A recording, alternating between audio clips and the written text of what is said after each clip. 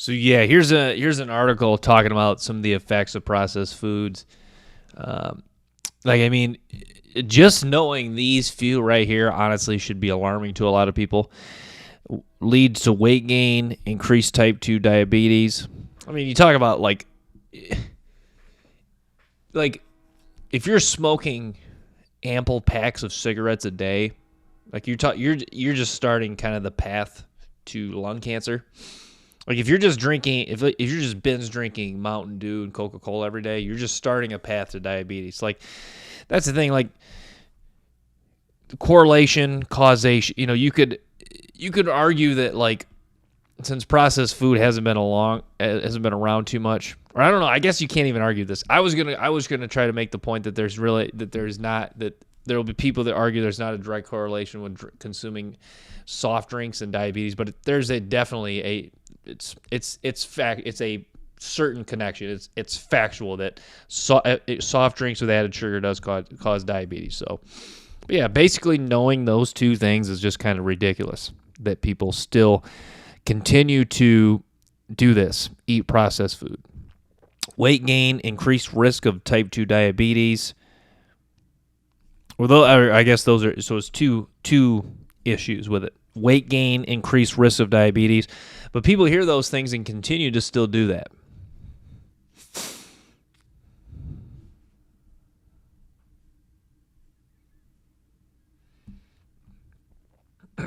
But yeah, I was listening to, forget which interview it was, because I've listened to Callie Means, Ken Berry, and I listened to Callie Means on the Tom, I forget what his last name is. So, but Callie Means a lot, and they made a good point. Like, and Joe Rogan kind of connected this point too. So several guys have kind of made this point that like processed food, junk food addiction is kind of interesting because eating food is essential to living. Like if you stop eating food, eventually you will die. Obviously, you can go longer without food with the water, but eventually if you don't eat food, you will die. Eating food is essential. Getting calories to burn, getting the proper nutrition is essential to keeping your body going. But the problem is like so food's essential to living, but eating bad foods have harmful effects such as arthritis, autoimmune disorders, diabetes. So it's kind of like tough because people get into this kind of this vivacious cycle where they're eating bad food, right? And they know that they're going to get some nutrients for them. They're going to feel a little bit better. They're going to get that dopamine hit from eating like a couple pieces of cake. But also they're going to get that kind of that crash afterwards, that bad feeling, maybe they like their stomach hurts, or they get like diarrhea, or it just, they just feel like really anxious. So that's the thing, like eating cake, you can get some nutrients from it. Cake, Taco Bell, stuff that's, just bad food for you. You can get some nutrients for it, but at the same time, a lot of times people are gravitating to it for the dopamine hit, to feel better, to, for kind of just that pleasure-seeking behavior. And that's the thing with a lot of people are just kind of just dopamine junkies. They're always looking for the next hit.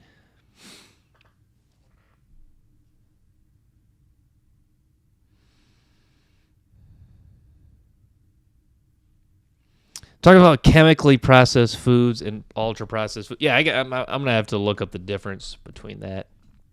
Chemically processed food.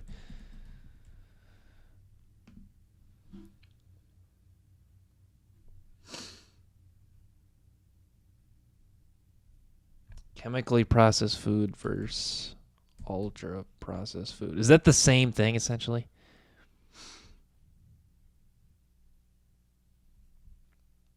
I think it sounds like it's about the same thing. So it looked like an example of.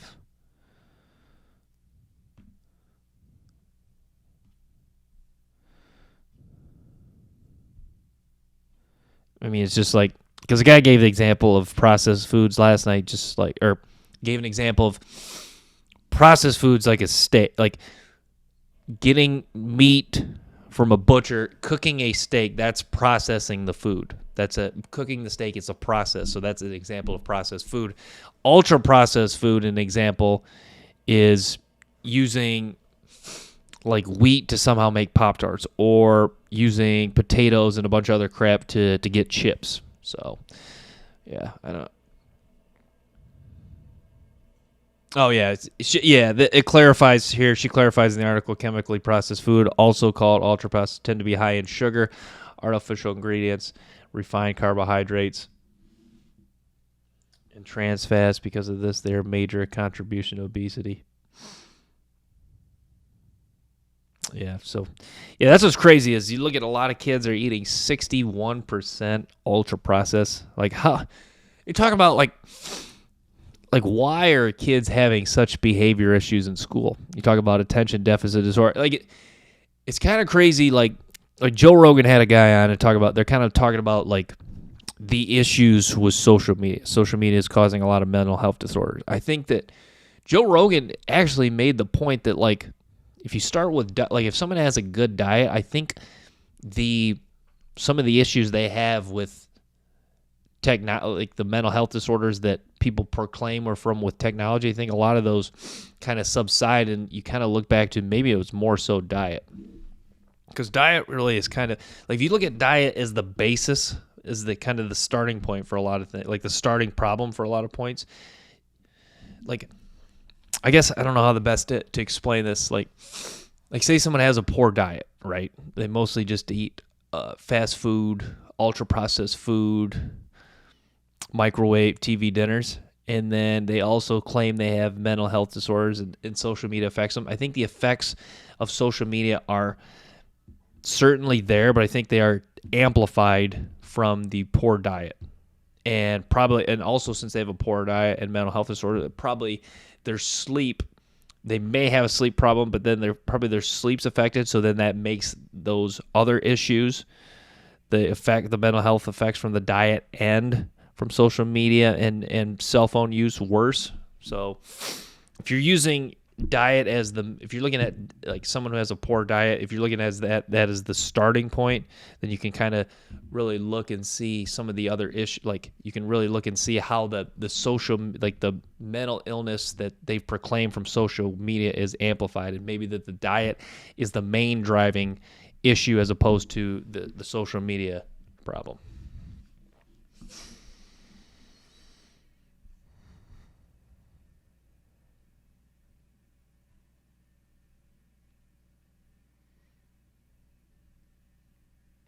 Yeah, like this article claims that mechanical processing, such as grinding beef, heating vegetables, does not necessarily make foods harmful. Yeah, so they refer to that as mechanical processing, chemically processing foods. That's often refined ingredients. So yeah, mechanical processing foods, grinding of meat, heating vegetables, chemically processing foods, refined ingredients, artificial substance with little to no value. Examples of ultra processed food: frozen or ready meals. Yeah, some of those TV dinners, those are so bad. So much sodium in those things. I remember eating a lot of those in college. I remember my roommate was saying like how much sodium's in those. Like you're getting like some of those TV dinners, you get like 70% of your daily sodium. So that's just one meal. So then like you got to think, if you eat that as a meal every day, and then you combine that with the other stuff you're eating, that you're exceeding your sodium intake. Not to mention all the extra, the high, the calories, just bad quality ingredients, and the extra ingredients that your body has to deal with too from that stuff.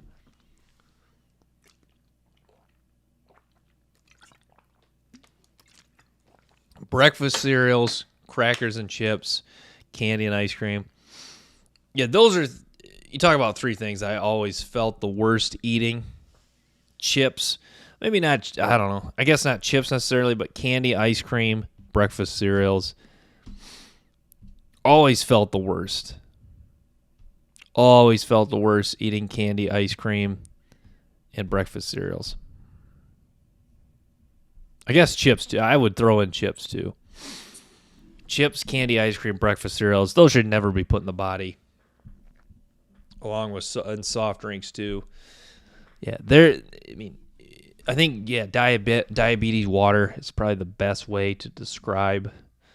Like Coca-Cola, Mountain Dew.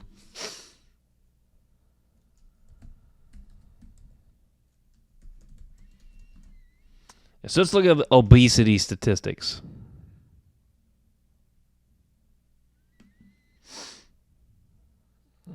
This is center.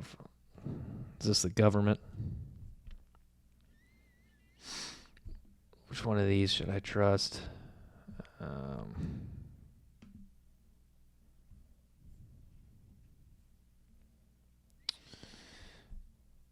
So this National Institute of Diabetes and Digestive Kidney Diseases, overweight and obesity statistics. Yeah, first of all, that's defined. Let's see what they define as. So what is, I think, obesity? What's it, a BMI over like 20? Was it like 28, 30? Yeah, fast facts. 1 in 3 adults are overweight. That's actually, that's actually pretty crazy. More than 2 in 5 adults. Well, I don't understand. How can there be more people obese than over? Like, is that, I don't know. Is that true? Is that right? 1 in 11 people have severe obesity.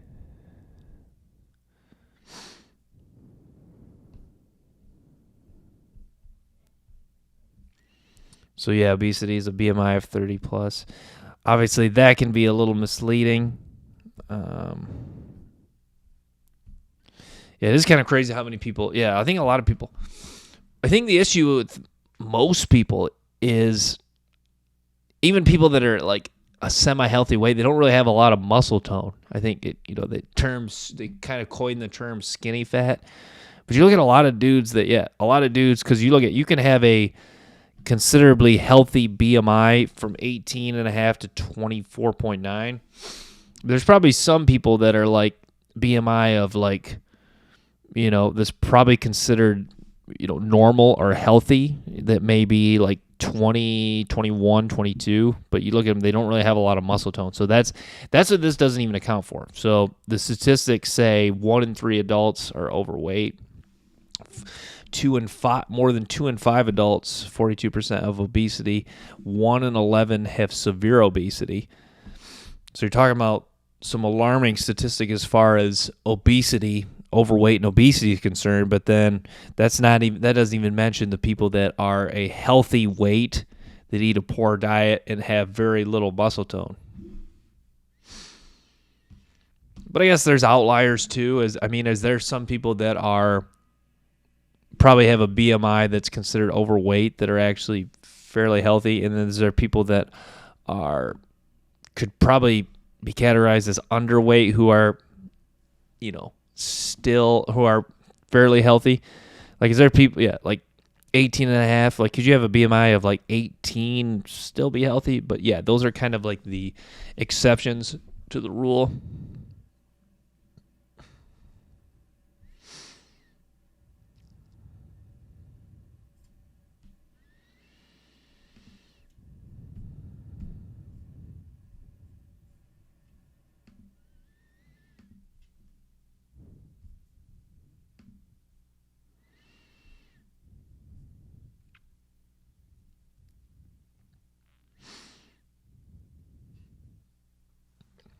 Yeah, and that's kind of the other argument. Like, with processed foods, a lot of people argue they're inexpensive. Like, you can go to McDonald's or a fast food, and you can get quite a bit of food for $4 or $5. Like Wendy's 4 for $4.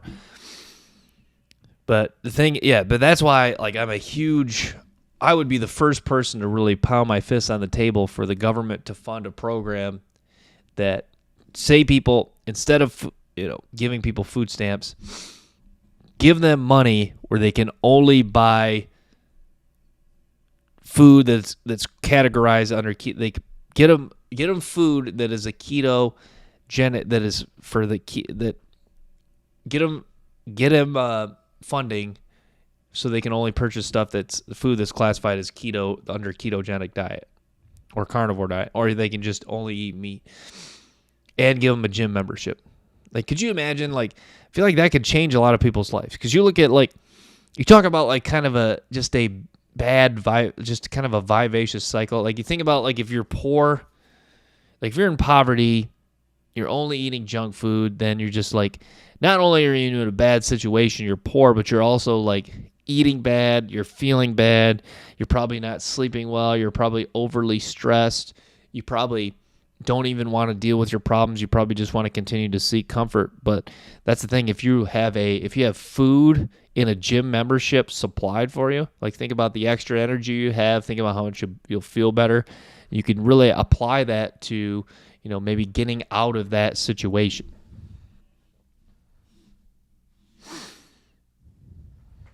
Yeah, and some of the other statistics I was hearing, if you don't have access to healthier foods, most people that don't have access to healthy foods live, like, on average 11 years less. Think about that.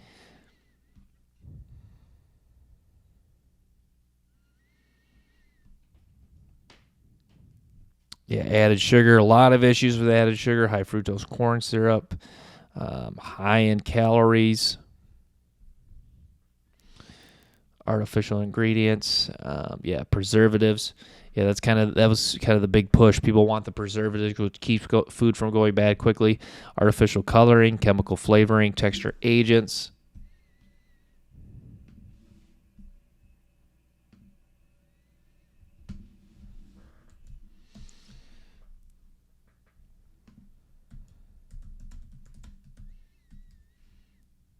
Issues with processed.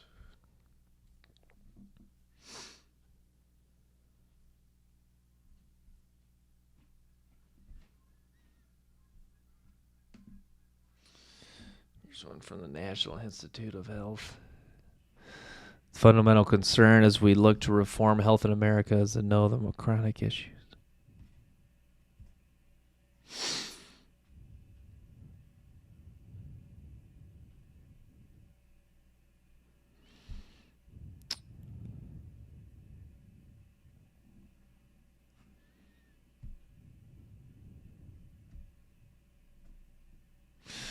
It's kind of crazy. Yeah, eating processed foods and fast foods may kill more people prematurely than cigarette smoking. Yeah, it's kind of crazy.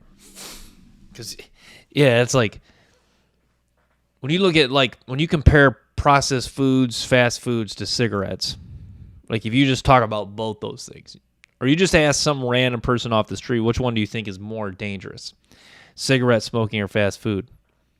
Or processed food and fast food. Put those together. Like, if you just asked a random guy off the street which one's more dangerous, I think they would definitely say cigarette smoking, just because look at all the warning labels on cigarettes. Like, we've known for a long time the dangers of smoking cigarettes. They've compiled data for many years. Obviously, they've compiled data too, but I think if you ask the average guy off the street, he would definitely tell you that cigarette smoking. But what the studies are saying now, that processed food and fast food are more of a threat than cigarette smoking, which is crazy.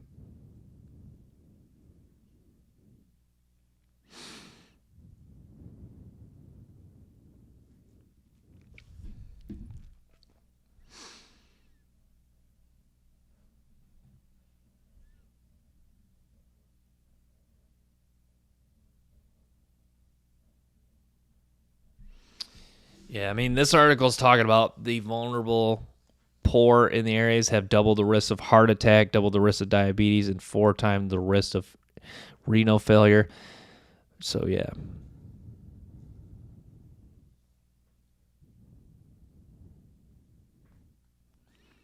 Yeah, you talk about, like, some of this junk food is just so addictive. Like, I think it's like because people talk about, like, addicts. Like, if you look at, like, if you're an addict for anything, like if you're a drug addict, it's kind of like, to go from being a heroin addict to just being completely clean and never doing heroin again is kind of a big jump. I think why so many people are, like, skeptical of carnivore or keto diet, like, is just kind of that would be like you're putting aside kind of that food addiction. Like so much of people's life like revolves around like activities that involve food. Like a lot of get-togethers involve food. So that's the thing. Like if you go on a keto diet, it's not only you're kind of shifting away from, or you're having like your social life could be hindered from it, your dating life may be hindered from it, but also like you really have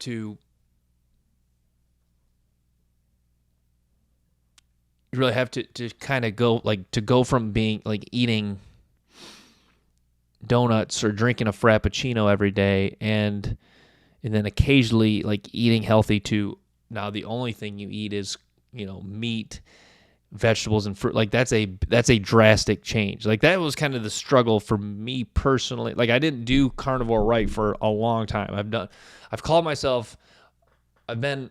that I've done carnivore diet for 2 years, but it's really been in like the last 8 months to 12 months I've really done it right, just because I was eating like beef jerky and even like store-bought bacon and stuff like that wasn't necessary, that still had kind of additives, like added sugar, and was still kind of processed and stuff like that, and I was still having cheat meals, occasional alcohol.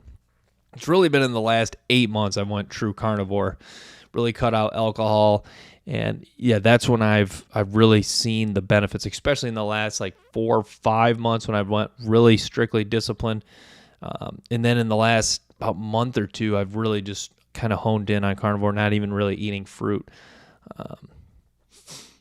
But yeah, that's the thing. It is a big jump. Like if you're addicted to cupcakes, just cutting out cupcakes for like essentially the rest of your life, like that's kind of a tough, not even just the fact that you won't be able to eat them again, but just like kind of just like the part, like it was just such a part, like a normal part of your life.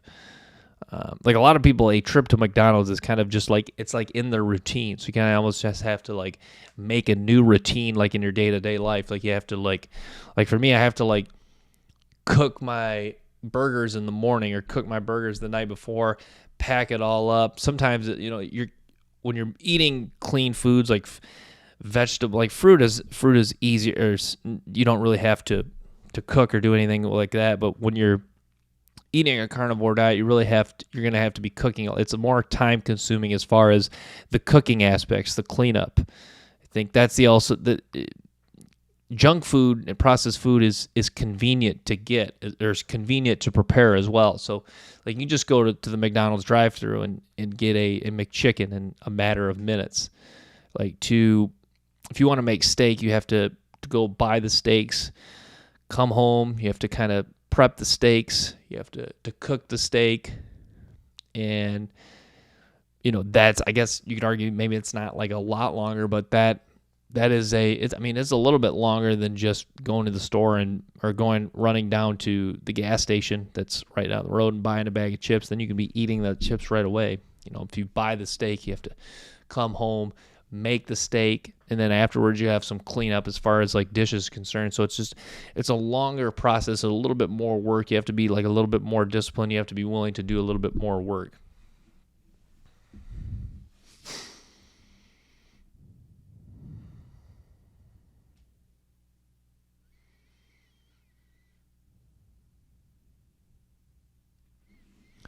Yeah, I think carnivore diet's really shifted. Talking about the kind of shifting the aging process. Yeah, I feel like I look younger. My skin looks clearer. I don't get dandruff anymore. I don't have body odor. Those are kind of like the crazy benefits. Like that just shows that, like the fact that you don't like on a carnivore diet, you don't get dandruff anymore. You don't really like have body odor. That just shows that, like, because you think about like back in the day, like people like didn't have the ability to shower as much. So like, if you smelled bad, like that could probably really affect your chances, or that could probably really affect how like you would socialize with people. So obviously people didn't have access to junk food that would make them smell bad, but like that would probably, like, I don't know. I guess I don't know the best way to explain this. I guess it just kind of makes sense because people couldn't shower back then. So gravitating towards food that would not make you smell would be definitely preferred. Not that I don't know what you could have eaten back then that would make you smell bad. But if you were doing something that would make you, that if you were eating something, had access to eat something that would make you smell bad, you probably would stop that so that other people would socialize with you, so you didn't smell like crap.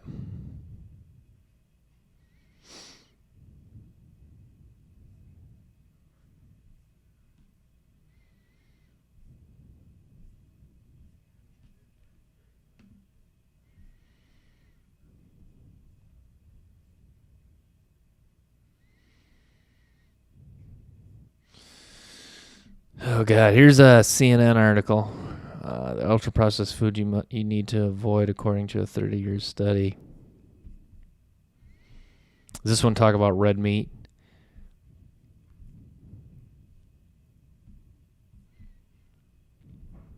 You gotta be careful with CNN News, MSNBC. They bunch of them. They will. Gotta be careful there. They might demonize red meat.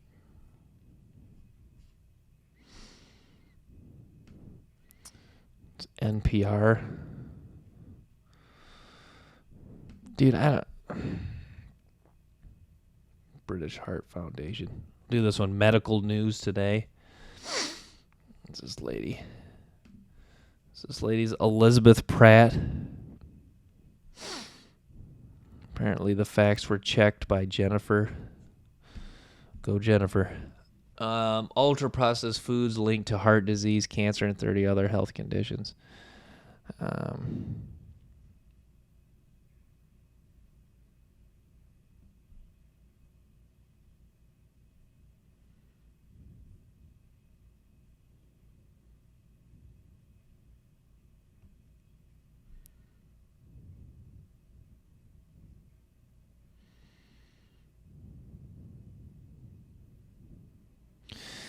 Yeah, I mean, and they talk about association between ultra-processed food and all causes of mortality, breast cancer, colorectal cancer, pancreatic cancer, adverse sleep outcomes, adverse anxiety outcomes. Yeah, I mean, like, fuck, you hear all these issues, and people just continue to eat. Like, I just don't, like, I understand the fact that it's hard to change. Like once you've eaten junk food and processed food your whole life, but like, how can you, like, someone's not thinking in a logical, someone's not having logical thoughts when they can hear all this evidence of the benefits when you go shift away from a processed food diet, and then someone hears all this and still chooses to eat like that. That they have, that they're not in a logical frame of mind. And this is what I try to do, is always to have like always have logical thinking. Because if you're not thinking logically, then you can hear stuff like this and you can just kind of brush it. You can just kind of put it to the side. I think honestly, there's some people that just, sometimes things just click when they hear it. Like, I remember I heard the first time I heard the Joe Rogan, Jordan Peterson interview, I immediately knew there was merit to what they were talking. When they were talking about the Peterson's experience on the carnivore diet, I immediately knew there was merit to what Peterson was saying. I knew there had to be something to that, because my whole life eating, for the most part, the standard American diet. Now, often I wouldn't always do it, but for my whole life doing it, I always knew diet. I always knew there was something to diet. I knew with Jordan Peterson saying all the benefits he had from just a clean carnivore diet, I knew there was something to it, just because I had always suspect there was something to it. So immediately when I heard it, I knew there was something about it. But yeah, kind of like the case with Jordan Peterson, like why would he just say all that stuff, or why would he just say all that and there's no like merit to it?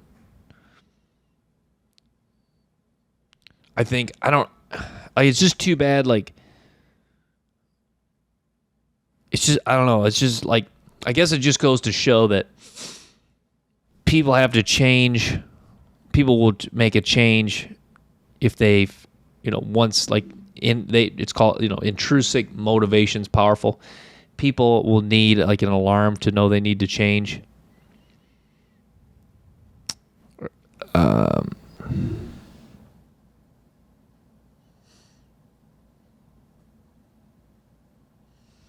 You're talking about 22% increased risk of depression. Yeah, the increased risk of depression makes sense just because, like, I don't, like, you think, like, a guy made a good point last night that was talking, like, the increased risk of depression makes sense just because, like if you were to drink rat poison right now, you probably in a few minutes would have some symptoms where you're just feeling ill, throwing up. Maybe it could lead to death. Like, what do those symptoms mean when you think about it? Like, that's your body reacting, telling you did something that it didn't like. So reading this stat of depression, like if you're eating processed food, which are not natural things that the body necessarily wants to eat, so if you're primarily consuming those, wouldn't the body give you signals that that it didn't like that? And oftentimes probably those signals where you feel bad, and oftentimes people link feeling bad to depression. So that makes sense why the increased risk of depression makes sense.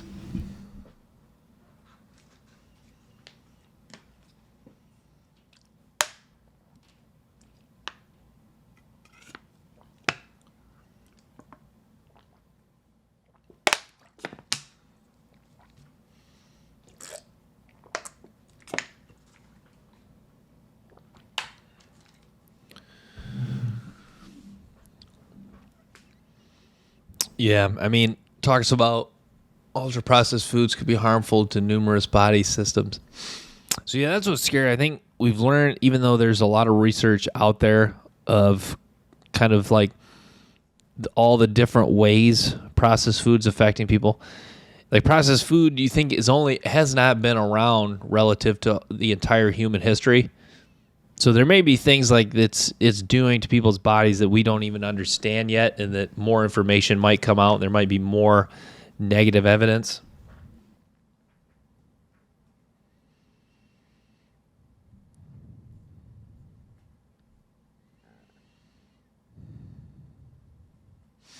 Yeah, hot dogs too. Hot dogs considered processed food. I don't eat hot dogs anymore.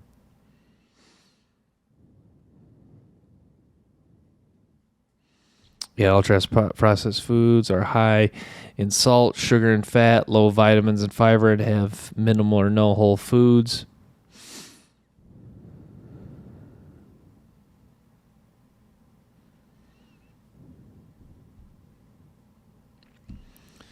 But yeah, I mean, like, that's the thing. Like, you look at a cookout is a specific get-together. There's a lot of, like, different get-togethers that involve food I can name, but, like, you look at a cookout, which so oftentimes people can associate with being healthy. Like if, it's just like kind of like burgers and cheese. Maybe they have a bun, which is not the best, but you look at it, a cookout, like cookout could be serving like hot dogs and chips and soft drinks, or a concession stand. Like look at a concession stand at a football game, at a soccer game.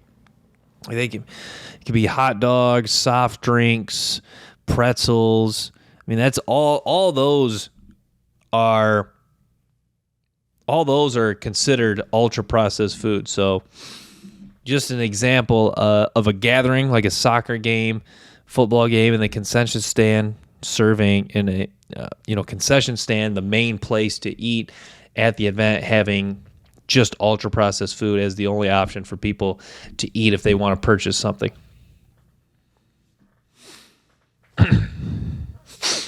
And then think about like vending machines at school. Vending machines are all snacks, are all chips.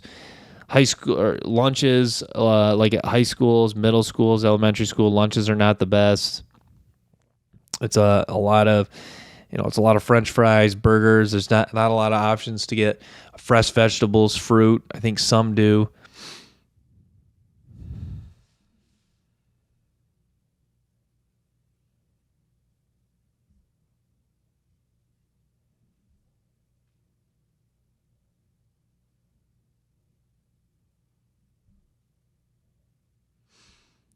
Yeah, 70% of the food supply in the United States is made up of ultra processed food, which makes a lot of sense because I mean you go to the grocery store and go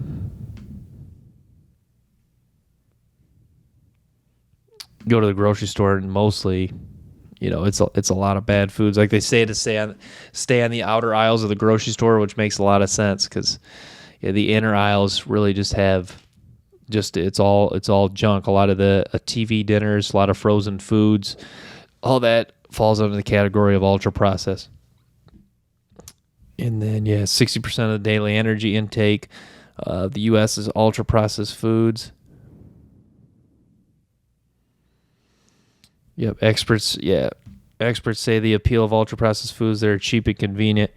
I think that would probably be, if you had to kind of summarize the main reason why people gravitate towards processed foods, is the cheap and convenience.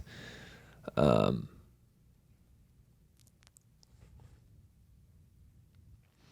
guess I'll kind of this would be interesting. Like if you took a person who likes steak and they like eggs and they like fruit and vegetables, and they had the option to conveniently eat steak and eggs, fruit and vegetables if they wanted. Someone could they could instantly have that prepared, or you gave them the option of the processed food. I think maybe they would choose the ultra processed food more often than not, but maybe you could get you could get them to start gravitating towards steak and eggs and some of the whole food choices. So I think that would be interesting, but a lot of people, don't really, they say they don't have the time, but they could make the time to do the other option.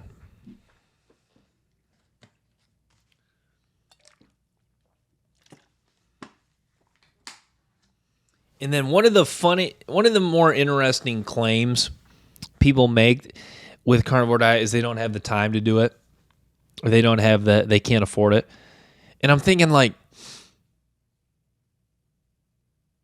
if you really want to do something, you do it.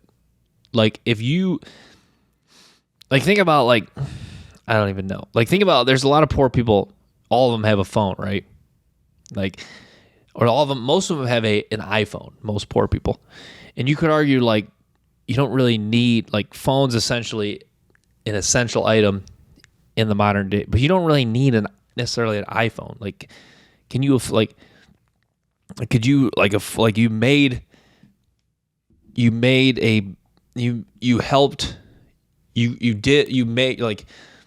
you were able to afford that. Why can't you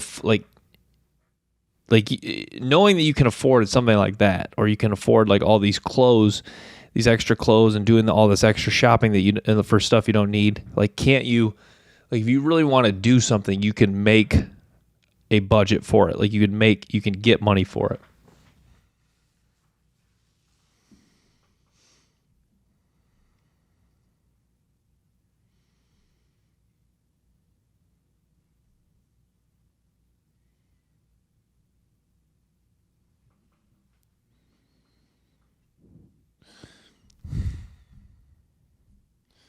So this lady's arguing.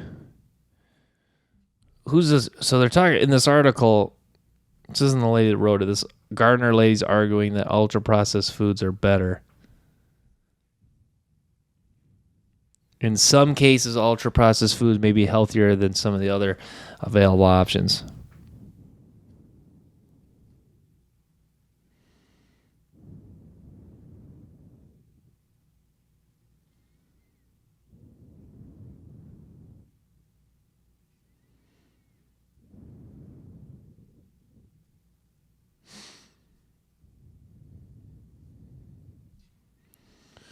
This doesn't really make any sense because she talks about because there are tomato sauces and yogurt that need the Nova qualification of being ultra processed. Instead of that, you went to a fast food restaurant and got a burger and fry. I guess that is this arguing that that the ultra processed food label could scare someone away from tomato sauces and yogurt and make them get fast food. It's kind of a silly argument because this would be the answer to this question is kind of none of the above. You don't want it. You wouldn't want to get fast food. Want to get fast food or tomato sauces or yogurt.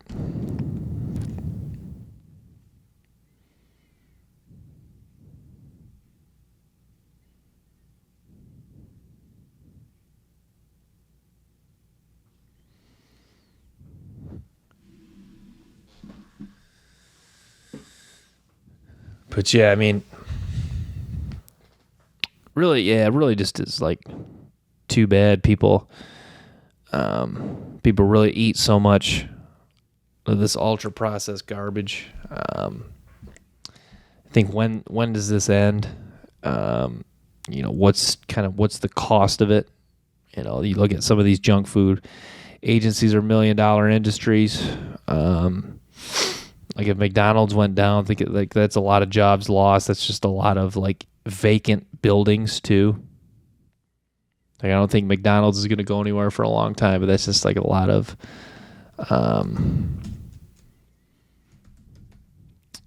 that would be a huge issue if they did crash. Like have problems with fast food.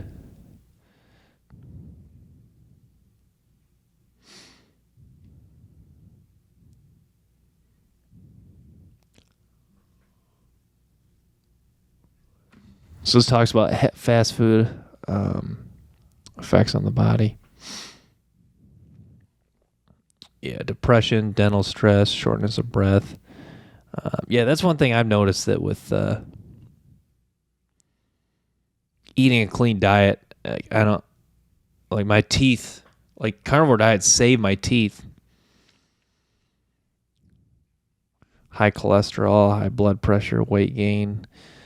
Blood sugar spike, extra calories. Yeah, I mean, so many issues.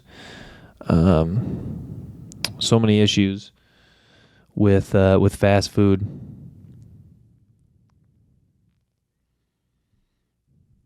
Loaded with carbohydrates, little to no fiber. Yeah, I mean, you can really get constipation from fast food.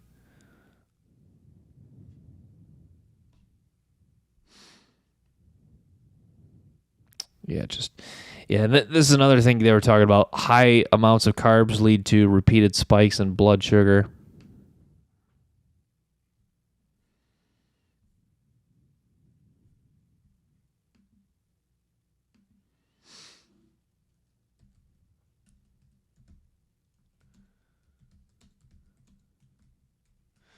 So I want to kind of just clarify like all the stuff you can eat on keto. I feel like the reason I love carnivore, though, is because I feel like keto, like a lot of meals on keto are kind of almost crossing into, like you're almost kind of like tempting yourself to go back to the standard American diet. Because people are trying to make like these different meals that are keto because they're low carb, but they still might have like a bunch of additives and crap. Like at least with carnivore, you know that like when you get a grass, like there's nothing like a grass-fed steak. Like a grass-fed steak with maybe with just some natural salt on it, like that's just like as clean a food as you can get. An apple or an organic apple, fresh vegetable, that's like just as clean of eating as you can get. With a keto diet, yeah, you can eat really healthy on keto, but you're almost crossing that line almost back into the standard American diet.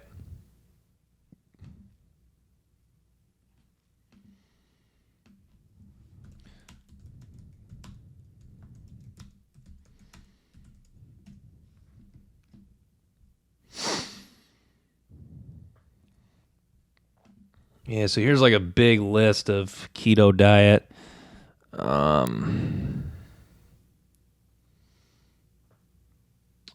know like cheese, that's kind of the biggest difference is like a lot more cheese and stuff. Yeah, all cheeses. Yeah, Swiss, ricotta. I mean, I do miss cheese. I just don't. I think I had an issue with dairy in general. Seeds. Yeah, I think keto. I'm a believer in keto. I like that keto because keto is just kind of like almost includes everything that's kind of just natural for the body, except it doesn't. keto kind of opens up the door for all types of meat, though, like pastrami, pepperoni. Obviously, you don't want to be eating too much of that meat, but it is, sausage. It's low carb, though. I guess that is the high sodium, low carb. That's the thing with hot dogs, or hot dogs aren't part of it, but yeah, this thing with like pastrami, sausage. Yeah, I mean it's low carb, but obviously that can kind of almost creep into ultra processed and a bunch of kind of added stuff that you don't necessarily want. All the cheeses, vegetables too, fruits and berries. So yeah, like honestly, keto diet probably is the most. I think honestly, like if you're trying to recommend a diet for any given person, probably keto's the route, because I think a lot of sometimes why people are immediately kind of push back against carnivore diet is just because they just think of something that's so restrictive. Like, I think a lot of people just like choice. Like think about in your day-to-day life, people just like having choices. You like the ability, like I have the day off of, for my job today. Like, it's nice to have kind of the choice to decide what you want to work on. On a carnivore diet, you don't always have as much. Like, you kind of, so steak today, burger tomorrow. Do I go back again to, it's kind of just, steak, burgers, eggs. Obviously, you can really have, I guess, you do have some choices on the carnivore diet, but sometimes people are feeling, like having some fruit and some berries, some almonds, and I guess carnivore doesn't really give you that type of versatility.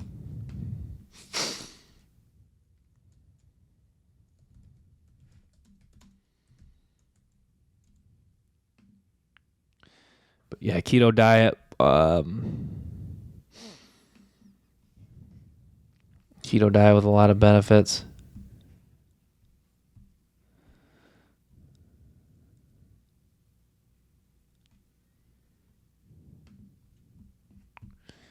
I think it was Tim Tebow did keto.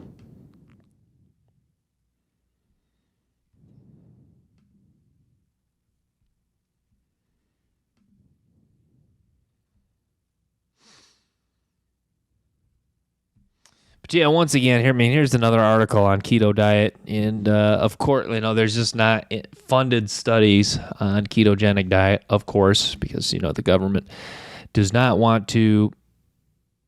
Some of these studies that don't fit their agenda and their narrative, because the narrative right now is pushing processed food. So, if there is a study out there that keto diet or carnivore diet displays evidence of people losing weight, and it's really backed by a bunch of facts. So once again, there has been, here's a quote, there has been anecdotal evidence of people losing weight on ketogenic diet, Melinda R. Ring. So once again, just more of them making sure to, they have to make sure because there's no studies, but once again, just anecdotal evidence, because that's the issue. Everyone, you always hear people say, well, show me the facts, or I need the facts. But like, if this is happening for everyone, then obviously there's something to it. Like, let's say for example, maybe this isn't the best way to try to prove my point, but like let's say we didn't know the health benefits of exercise. That's obviously, people know the benefits of exercise. But let's say hypothetically right now we did not know the benefits of exercise. And let's say there was no studies done to prove that exercise is important to being healthy. Okay. So, but there was everyone, nearly 99.9, or maybe not even that high, because you have kind of some exceptions where exercise, killed them. So, but 97, 98% of people say that exercise just drastically improved their life. But it was all anecdotal. There was no study. Once you say that there's at least definitely merit to all these people having this success, like all these people going on a carnivore diet, only having positive results, all these people only going on ketogenic diet, only having positive results. Like, wouldn't you say there's something to that? Like, because that's the thing. Like, then you can say, yeah, there's no facts to back it up. But like, all these like hundreds of people just like losing, who are severely obese, losing hundreds of pounds. You're just gonna like ignore that because there's no like because the government's because the government's just so ridiculous they won't do. You're just gonna ignore all these anecdotal things. Like saying, like, I like to use the rat poison example. Like, if there was no studies that show that rat poisoning is really toxic to you or could kill you, but you heard of like 100 people drinking it and like 50 of them died and like 99 of them, or in the other 40 some were severely sick, but there was no studies that backed that rat poisoning was bad for you. Wouldn't you say that there's like that holds at least some strong merit? So I think that's the case with keto and carnivore diet. Yes, for all the fact, the Mr. and Mrs. Facts people out there. I know facts are important. I'm not, but you kind of have to, facts. The way that the media is driven, though, you kind of have to take facts with a grain of salt. So yes, factually, there's no studies done that are, that the government has really put a stamp that is really approved, I guess, so to speak. But there's so much anecdotal evidence that this has to be something. Like, for me, carnivore diets worked. For people I know, everyone I know, and for everyone I hear, almost everyone I hear online, keto and carnivore diet is work. So there must be something to it.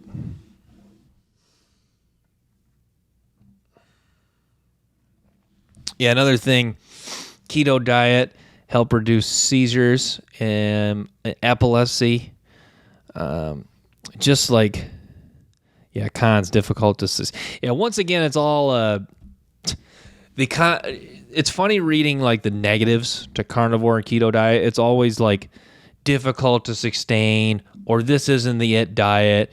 It can have your social life struggle. Like, you got to think about something for a minute. Like, what the fuck does it matter if you're is your social life that important that you're willing to sacrifice it somewhat to feel like shit?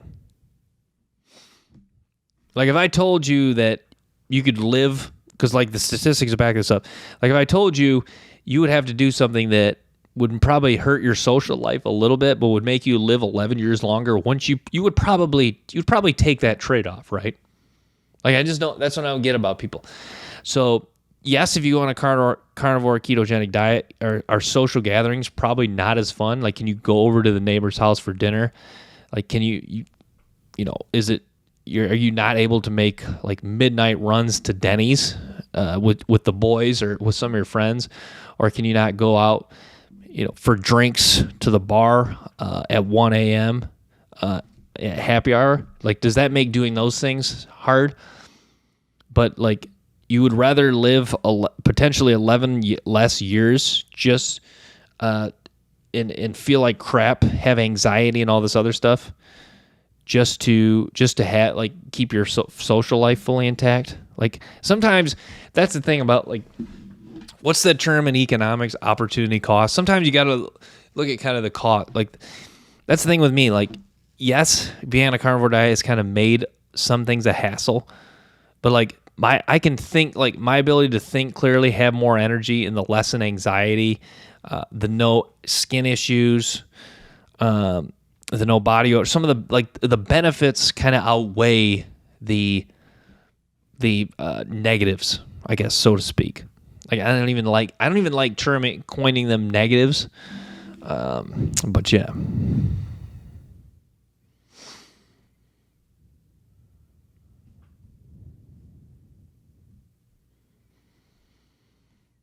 But yeah, I don't. And then here's the classic people go to: you're not getting enough fiber. Dr. Sean Baker talked about that. If you're getting the microbiome in your gut is pretty versatile, So if you're not getting enough, like it can kind of adjust to the lack of fiber and meat. It can, so this saying bad fats, high fat nature of the diet could impacts on the heart. But yeah, once again, I don't really,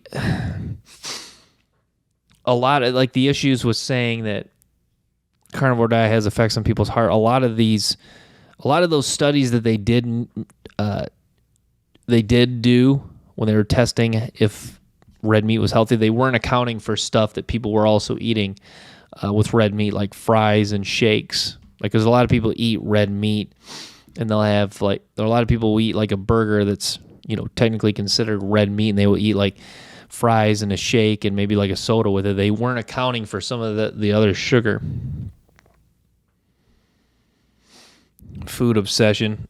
Maybe this is one, I guess, argument against ketogenic diet and carnivore diet is food obsession. Like, I guess, technically, do I have a food obsession? Yes, but honestly, I think people hear the term obsession and they think about it in a negative context. Sometimes obsession can be good, because if you oftentimes kind of a obsession is kind of correlated with discipline, at least in my opinion. Because if you don't obsess about going to the gym, you might over time eventually not start going to the gym. If you don't obsess about staying on a healthy diet, you might eventually get off the healthy diet. So that's the thing. Yes, could that become an issue, food obsession on keto or carnivore diet, where you're just obsessed about not eating bad foods? Could that become a thing? Yes, but also sometimes a main point I'm trying to make is obsession's not always bad, and sometimes obsession is kind of linked with discipline.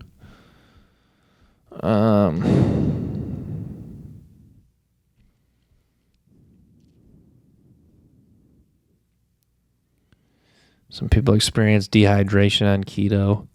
I feel like that's kind of just a stupid thing to point out. Just I don't know. I feel like you can get dehydrated on any diet.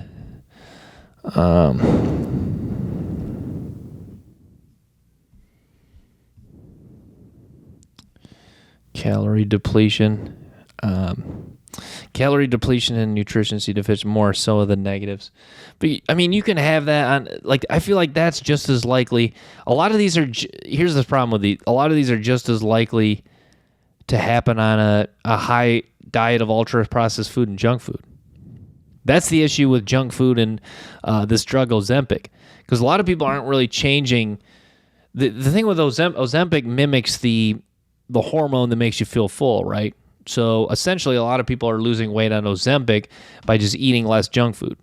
So the problem with that is, junk food doesn't have a lot of nutrition in it. So if you're eating less junk food to be at a calorie deficit, there's a high chance you might be undernourished. You could easily get undernourished.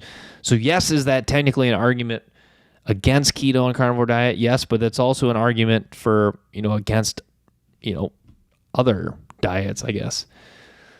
Alrighty, so I got to wrap with that. Thanks for tuning in, guys. Stay tuned for more.